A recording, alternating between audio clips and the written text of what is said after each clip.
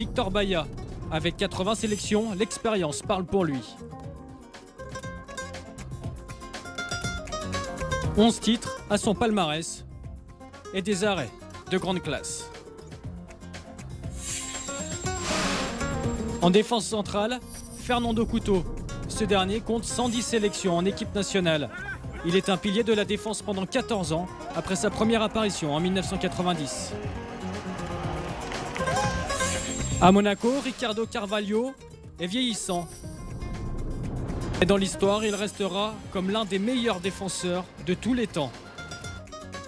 Ancien joueur du Real Madrid, il possède un sens aigu du placement.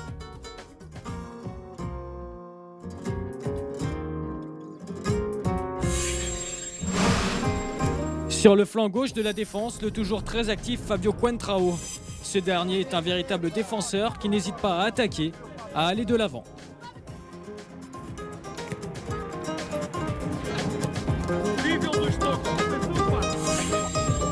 Sur l'aile droite de la défense, Jorge Costa, dit le tank. Il possède la solidité nécessaire. Il a également mené le FC Porto au succès en Coupe de l'UEFA et en Ligue des Champions avec José Mourinho. Rui Costa était un magicien sur le terrain et l'une des plus brillantes stars de la génération dorée des années 90. Un maestro techniquement superbe avec une précision à envoyer le ballon sur une pièce de monnaie. Il est brésilien de naissance, mais il a pu jouer avec le Portugal après 6 années passées à Porto. Il s'agit de Deco, l'un des milieux de terrain les plus techniques de sa génération.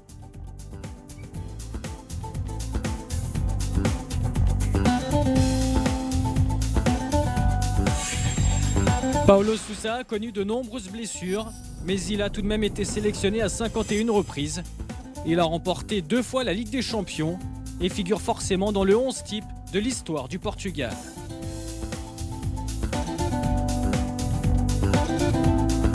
Au poste d'ailier gauche, l'inégalable Luis Figo.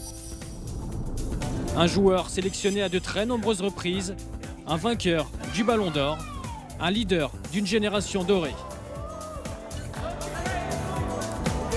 Le pendant de Luis Figo se nomme Cristiano Ronaldo, double Ballon d'Or, l'une des stars du Real Madrid et de sa génération. Certains disent qu'il est le meilleur joueur du monde, même s'il n'a rien gagné de grand avec le Portugal.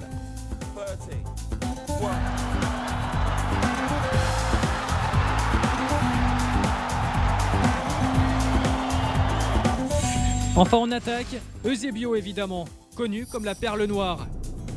Les statistiques parlent d'elles-mêmes.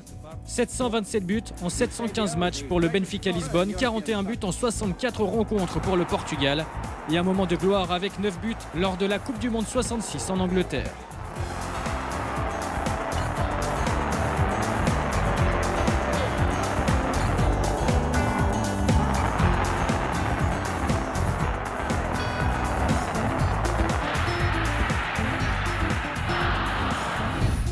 Ce 11 de champion de l'histoire du Portugal marquera beaucoup de buts, en encaissera certains un petit peu.